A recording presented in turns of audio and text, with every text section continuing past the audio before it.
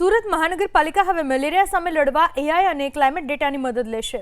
National institute of health પ્રાયોજિત malaria transmission માટે thermal stability રિટિફાઈડ પ્રોજેક્ટની સમીક્ષા માટે મંગળવારે મ્યુનિસિપલ કમિશનરના અધ્યક્ષસ્થાને વાર્ષિક બેઠક યોજાઈ. આ બેઠકમાં એઆઈ અને ક્લાઇમેટ ડેટાની મદદથી મચ્છરોની ઉત્પત્તિ અને મેલેરિયાના જોખમને કેવી રીતે નિયંત્રિત કરી શકાય તેના ઉપર વિસ્તૃત ચર્ચા કરવામાં આવી. આ મહત્વાકાંક્ષી પ્રોજેક્ટમાં અમેરિકાની Cornell university, Oklahoma university, New York university, ICMR, NIMR, Surat મહાનગરપાલિકા તેમજ અમદાવાદ મહાનગરપાલિકા સાથે મળીને કામગીરી કરશે.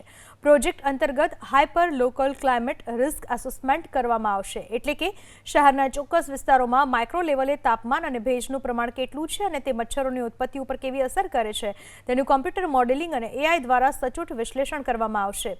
અત્યાર સુધી મેલેરિયાના કેસ નોંધાયા બાદ જ આરોગ્ય વિભાગ દોડધામ કરતો હતો, પરંતુ હવે વાતાવરણના ડેટાના આધારે કયા ઝોનમાં જોખમ વધી રહ્યું છે તેની એડવાન્સ માહિતી મળી રહેશે, જેના કારણે હાઈ રિસ્ક વિસ્તારોને ટાર્ગેટ કરીને કામગીરી કરી શકાશે અને બિનજરૂરી ફોગિંગ તેમજ દવાના છંટકાવ પાછળ થતા સમય અને નાણાંનો વ્યય પણ અટકશે.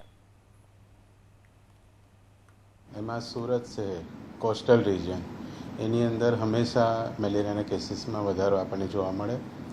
સુરત એની પર કામ કરી રહ્યું છે. ધારો કે વેક્ટર ડેન્સિટી ક્યાં છે, એટલે જે મચ્છરની અંદર પેરાસાઇટ હોય એ ડેન્સિટી ક્યાં છે, કયા વિસ્તારમાં મેલેરિયાના વધારે કેસીસ આવે છે, ગયા વર્ષે ક્યાં આવેલા હતા, સોશિયો ઇકોનોમિક સ્ટેટસ શું છે લોકોનું, અથવા કઈ જગ્યાએ બાંધકામ ચાલે છે જ્યાં મચ્છર ઉત્પન્ન થવાની શક્યતા છે, અથવા ખાડીના કિનારા હોય, નદીના કિનારા હોય. સુરત કોર્પોરેશન આ જે ફિઝિકલ પેરામીટર છે એ જોઈને કામ કરે છે.